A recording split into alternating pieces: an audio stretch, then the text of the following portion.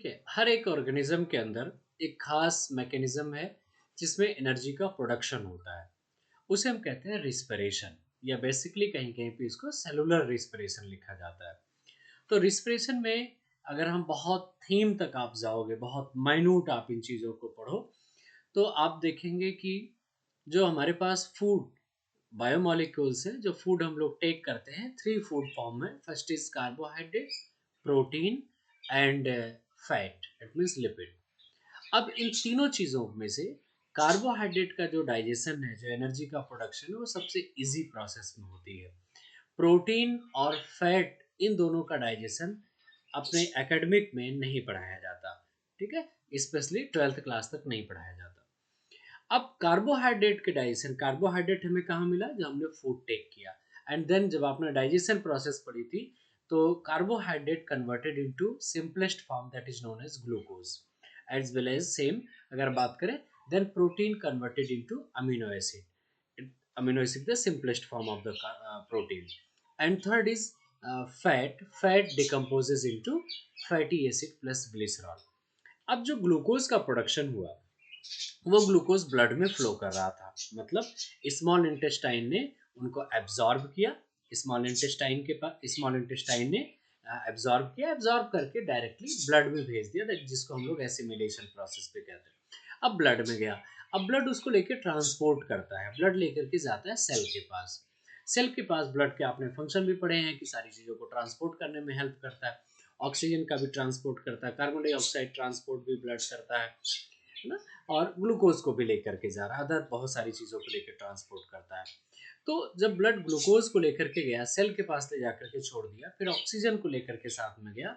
अब ऑक्सीजन के प्रेजेंस में जो ग्लूकोज है, उस ग्लूकोज का सेल के साइटोप्लाज्म के अंदर glucose converted into pyruvic acid, या पायरुवेट भी कहते हैं हम लोग। ग्लूकोज 6 कार्बन कंपाउंड है, C6H12O6 इसका फार्मूला है। अब ऑक्सीजन के प्रेजेंस में one molecule of glucose converted into two molecule of pyruvic acid, और पायरुविक एसिड 3 कार्बन कंपाउंड है। तो 3 कार्बन कंपाउंड पायरुविक एसिड दो मॉलिक्यूल में ब्रेक डाउन हो जाता है। अब जब पायरुविक एसिड का ब्रेकडाउन होगा, सॉरी ग्लूकोज का ब्रेकडाउन होगा पायरुविक एसिड में, ये क्वेश्चन आपसे पूछा जाता है कि इस प्रोसेस को हम क्या कहते हैं? This process is known as glycolysis. Glycolysis एक प्रोसेस है जिसमें ग्लूकोज का पायरुविक एसिड में ब्रेकडाउन होता है, पायरुविक एसिड में टूट जाता है। अब क्वेश्चन बोर्ड में ये पूछता है कि पायरुविक एसिड का जो प्रोडक्शन होगा, जो फॉर्मेशन हो रहा है, वो सेल के कहाँ पे होता है?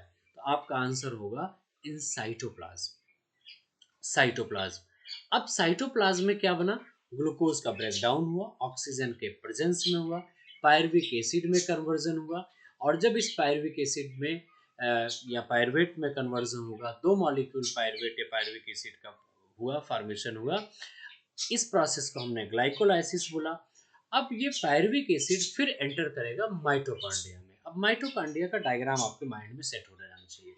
डबल मेम्ब्रेनस स्ट्रक्चर है, outer membrane, inner membrane frame form finger like projection that is known as cristae. उसके अंदर पहुंचते वहां पे पाए जाते कुछ एंजाइम्स। अब माइटोकॉन्ड्रिया के अंदर वाले पार्ट में आपने पढ़ा होगा मैट्रिक्स, उसके पास भी बहुत सारे एंजाइम्स होते हैं वहां पे।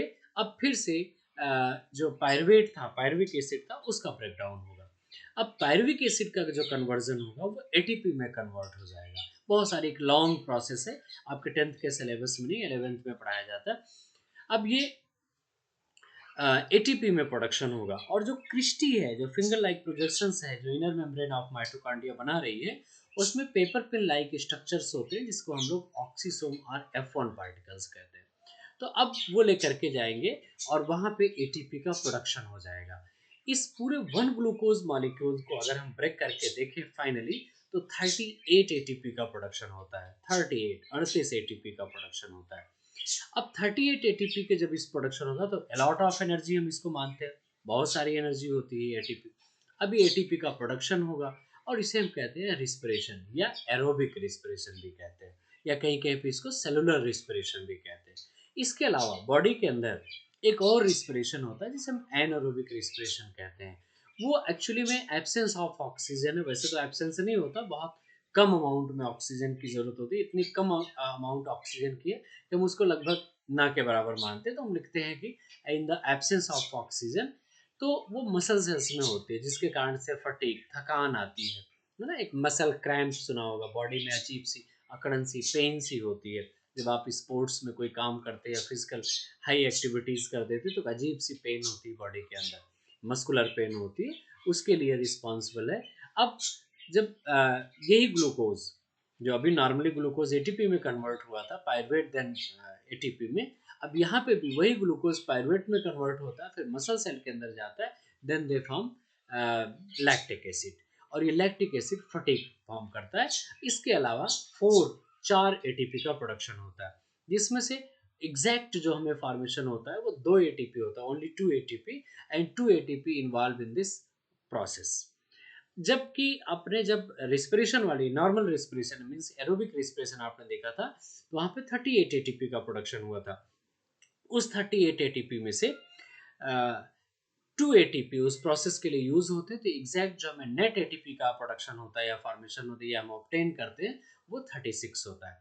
एक तीसरा और भी पढ़ाया जाता है, ईस्ट की बॉडी में भी पूछा जाता है, वहाँ पे इथाइल अल्कोहल का प्रोडक्शन होता है और वहाँ पे भी 4 एटीपी का प्रोडक्शन होता है। तो एथिल अल्कोहल का प्रोडक्शन होगा। इस जब हम एथिल, जब हमारा एम रिस्पिरेशन ना हो करके एथिल अल्कोहल का या इथाइल अल्कोहल C2H5OH, जब इसका प्रोडक्शन के लिए हम पढ़ते हैं, बात करते हैं, तो उसी प्रोसेस को, सेम प्रोसेस को हम लोग फर्मेंटेशन कहते हैं, जो ईस्ट में होता है, और इस ईस्ट का साइंटिफिक नेम है सैक्रोमाइसिस सर्वेसी। तो अब हम लोग बात कर रहे हैं, ये दोनों टाइप के रिस्पिरेशन है, यहाँ से क्वेश्चन जनरली तौर पे पूछा जाता है। ठीक है।